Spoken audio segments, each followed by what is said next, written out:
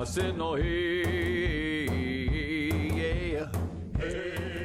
Hi, my name is Matt Gressick, and this is Brick and Mortar, Education from the Inside Out. Hello, everyone. Eric Ebersole back again. We have a great guest today. Today we will be interviewing Cheryl Bost. Really excited about this. I'm a director on the board that sits, pleasantly and at the pleasure of the president of our association. Cheryl, why don't you tell us, first of all, who you are? Well, let's just give a little introduction to Cheryl. Okay, a little bit more. We've been moving up here. Cheryl Bost is currently the president of the Maryland State Education Association, representing most of the teachers in the state of Maryland.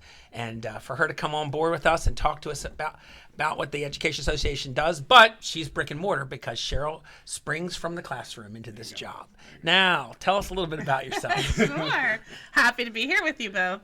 I am a 4th and 5th grade teacher from Baltimore County. Loved my time in the classroom, and now I love representing over 75,000 educators across the state, from our education support professionals, our teachers, administrators, and it's fun because I get to make sure their voices are heard in decision making that impacts not only our educators but our students, because our working conditions are students' learning conditions. What county did you teach in, Cheryl? Baltimore County. I've heard of that county. Yes, That's yes, Baltimore County. What an interesting county. For your TABCO represent. Yes, indeed. Yes. So the second question we're getting into, and I've really enjoyed working with you these last few months and learning from your leadership style. But most importantly, I love your stories that you tell after the meetings, and that's when the real business happens. When we have our beverages in front of us and we're discussing, our war stories and things like that. Beverages like tonic water. Of course. All professional beverages. Yes. Flavored, flavored made beverages. Right. Of course.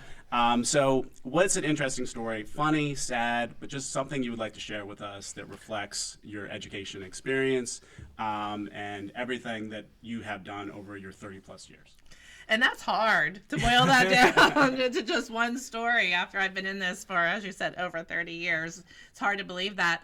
I really have to go back to my time at Mars Estates Elementary School. I'm from Pittsburgh, and I know Matt likes that. Eric, maybe not so much.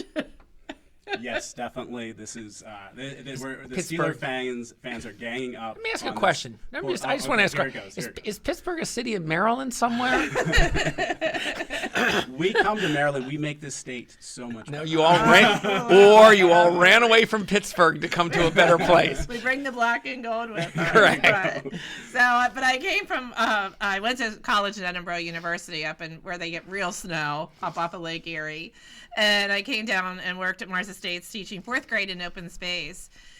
And probably one of the stories that I think of most, which ended up to be a lot of fun, is, you see that class in kindergarten and they drive everybody crazy. And then they go to 1st grade and everybody talks about that one class. And so I knew they were coming to 4th grade. And so I said to my colleagues, we have to do something different. This class is just really, burning out the teachers before us. They're having so many behavioral issues and academic issues that we have to do something different. So when they came to 4th grade, I got some of the infamous names of students, that carry through.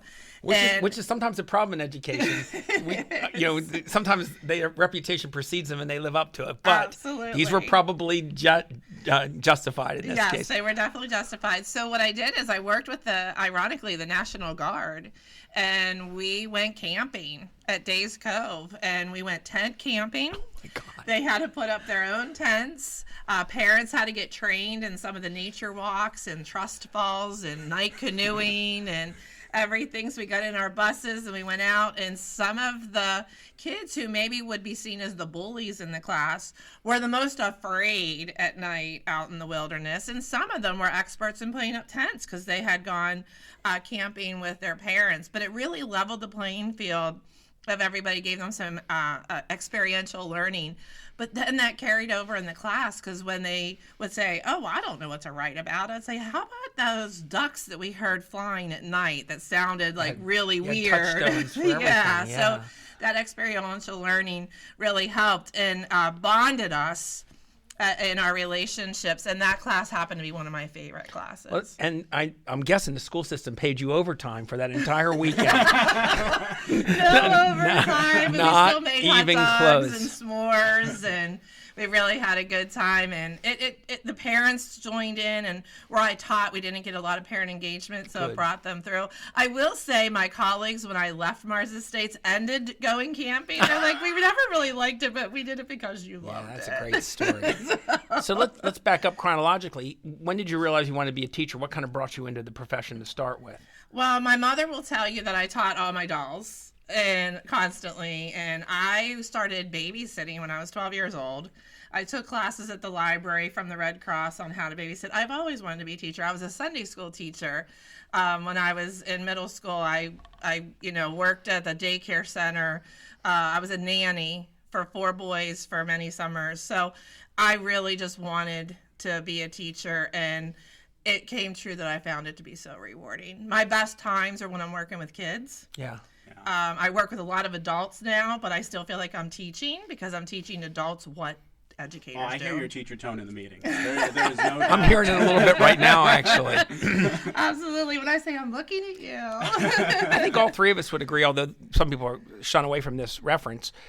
Teaching in the classroom is sort of like a drug. Whatever's on your mind or whatever else is bothering you goes away because you have to be completely focused. Now, whatever problem you had, the plumbing in your house, you're waiting for the plumber to call, comes back when you walk out. But those minutes inside the room were kind of blissful in a way. They were. And also, if you go into school and you may be down or not feeling well, the kids sense that. And they're accommodating for you. They are. They really are caring, and it becomes a caring community. And so, if I wasn't feeling good when I went into school, because Lord knows I'm not writing substitute plans. Right. And you go in, and the kids kind of understand that, and they're on better behavior. Good. Yeah. Kids are very sensitive. It's true. I'll do the next one. Okay. I'll do the next one. All right. So, what do the next question, of course, goes to your current role. What do teacher unions do, and who do they work for?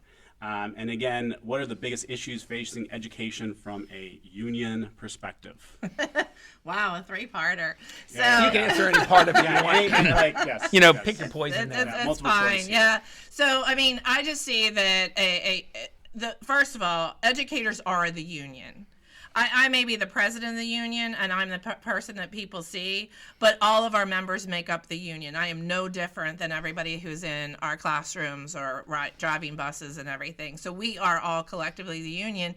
And that is that collective action, to speak up, to have a voice, to mobilize when we need to do something. Like we brought thousands of people down to Annapolis to get the blueprint for Maryland's future. I remember passed. that day. Yeah. My God, it was a parade It was down an Bladen awesome Street day. and Yeah. Rowell Boulevard. Choppers in the air. We keep laughing. Was there 4 choppers, 5 choppers? The media covering it, but that was energizing because we brought parents and students together. So it's that mobilizing that unions really do to give collective voice, because we don't live in a perfect world where we're treated the way that we're supposed to be treated as workers. And I think that is what's facing unions now is improving working conditions for all of our employees, because we're overworked, underpaid.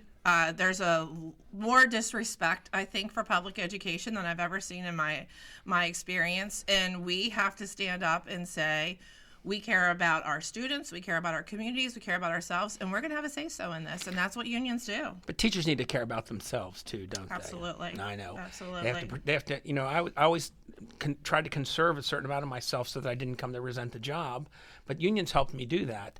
I always say that the union let me do my job and not worry about the details of how I was hired and my benefits, so I could focus on the job, but then I could also focus on other things in my life. Absolutely. I say I have your back to all of our educators. And while you're in the classrooms, I get to meet with elected officials. I get to meet with policymakers and say, this is what our folks in our buildings need and want. And I stay grounded because I have lots of friends and family who are educators. 2 of my nieces went into it. So And I can't let you get through this answer with saying, whenever I testify a bill that MSCA is supporting, I always have to point out that MSCA is a rather unique union, not totally, but rather unique in that it has its own members who it supports and tries to make the best working conditions and pay and benefits for.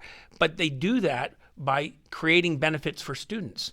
They care about students. They also care about students because good students, well-learned students, this makes teachers feel like they're doing their job well, but we really do have at your heart also making education on the whole good, not just extracting the very best thing you can for teachers regardless of the cost. You see it as a whole sort of goal. Education and what educators do and advocate for touch all parts of our lives. They improve the community, they improve the workforce.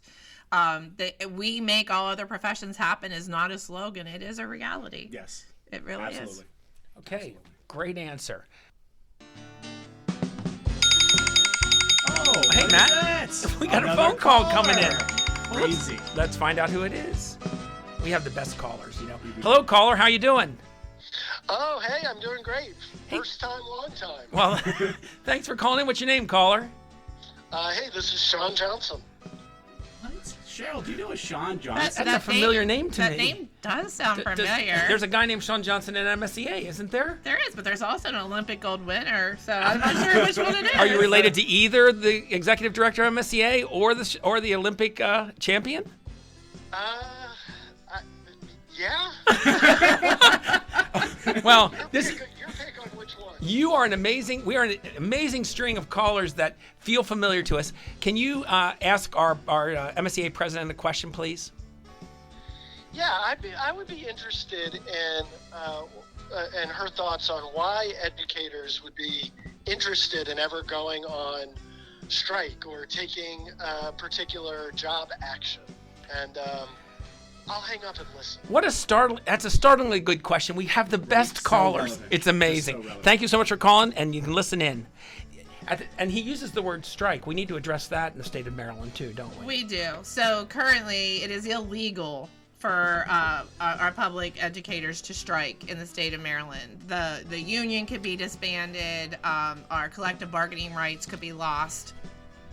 We could lose our jobs as educators if we strike in the state of Maryland. And we are looking at making some changes to that, hopefully in Annapolis over the next year or so. But there's so many other things that you can do. You can definitely take job actions. We've had what's called work to rule, where you work to the terms of your contract. I mean, because we know so many educators go above and beyond and spend evenings.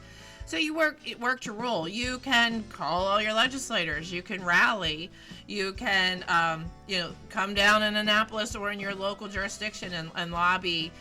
Educators are trusted individuals in the community. And so when we can organize the community through job actions, which are a variety, postcard writing, any of those, we are seen as trusted people. A job action like work to rule, though, can be tough because teachers are so dedicated. They have trouble doing that, don't they? They do, and it often then will point out to the community everything that we do above and beyond, whether that's writing college recommendations, whether it's sponsoring sports, going to events. You see teachers at all those things, and they're unpaid when they go do all those things. There's so many things like going camping. Absolutely. For example. Don't get paid to make s'mores. That's correct. In That's the evening. correct. And we go to our students' athletic events because we're building relationships, and we do it because we love it. But there has to be a limit at some point too. The martyrdom of Right. education, is definitely a part of it, and it's and like the delegate said, it's extremely hard. We do not make that decision lightly at all. And thank you for elaborating on this, because I think a lot of people think that we can strike in Maryland, and we can't. Some states obviously allow that to happen. Some states allow that, and even some states where it is deemed illegal, they don't have the ramifications like the state of Maryland does. So they may go out on strike and not get as much punishment, but we could not have a union. Teachers could be fired Yeah, also, right? people could be fired. So we don't want to go that route, and that's why elections matter. Well, thanks to I can't remember his name anymore, who the caller was, but thanks to that caller, that Olympic star, for calling in. We really appreciate that. Wonderful, John. Guy's a great guy. So we're going to come to one other question about education, and the question is, what's the biggest misconception you think people have about what goes on in a school? Because they're not in there every day, and what do they think is going on, or what do they think is the way it runs that's really a misconception? I don't think they understand that from the time the kids walk in, teachers are on. We're on. So you think of an actor on stage, but we're on, and we want to be the masters of what we do so that we can impart great knowledge. And so from every minute of the day is accounted for students. And so when you're having grading or your lesson planning or you're calling parents, that's on your own time. And the other misconception I would say, and I hear it often, well, when I went to school, it was like this. Well, guess what? It is no longer like that. It is very different. And we don't do that to other professions. No, not everybody has been to a hospital and thinks they know what doctors do, right? But everybody has been to school in some fashion or another. Everybody thinks that because they went to school, they can do what an educator does, and they can't. And times have changed, and we just want to be supported and treated as the professionals that we are. Well, the teachers live at the school, and they just fall asleep at their desk, Right. and then wake up the next morning. These are things we say and people roll their eyes, but it's true. It really is true. It is true, because when you go to the grocery store and kids see you, they're like, oh, you get groceries. And then, yes, I get groceries. and then you're back on point again, too, to behave like a teacher suddenly, right? Yes. All right, last question. Last question. I'll ask that, and it's a fun question. What mascot that you had at your school? I know you're a Fighting Scot, so if you could change that, Edinburgh University. But one of the schools that you taught at, elementary, sometimes they have mascots, sometimes they don't. If you had a mascot in your vast experience in education that you really wish you could have changed, what would it be to? So my funny answer would be the last school that I taught at was really titled Pretty Boy Elementary School. And So more the title than that. and the mascot was a horse. It was a famed racehorse, but it really didn't fit. So I might have like Chris Hemsworth or somebody else be our mascot at a Pretty Boy Elementary There you School. go. That is a cool And name. if I have to ever go with the character, I'm always going to go for the panda. I love pandas, and I've never been in a school where the panda was the mascot. Well, it's a school with a name problem. Howard County had Whiskey Bottom Elementary School for a while. Yeah. So, yeah. Yeah, so Pretty Boy Elementary School has got to get a pretty boy, and we always said pretty girls teach at Pretty Boy. There you go. Well, listen, thank you Yes. so much for being with us today. And it's awesome to learn leadership from you. Thank you. Like with a union that supports, I've had issues in my past career that I've needed the association. If you're out there and you're an educator who is a public school educator and not part of our association, not part of a union, please consider joining. We're there for you. And we help each other. I'm constantly. a retired teacher, and I think because of the union, I'm living relatively comfortably right now. So I stick with them. And you're using your voice. Yep. Yes. It's a way to use our voices. Absolutely. Well, Cheryl Bost, thank you so much. Thank you. I hope you'll join us for our next podcast of Brick and Mortar, Education from the Inside Out. Take care.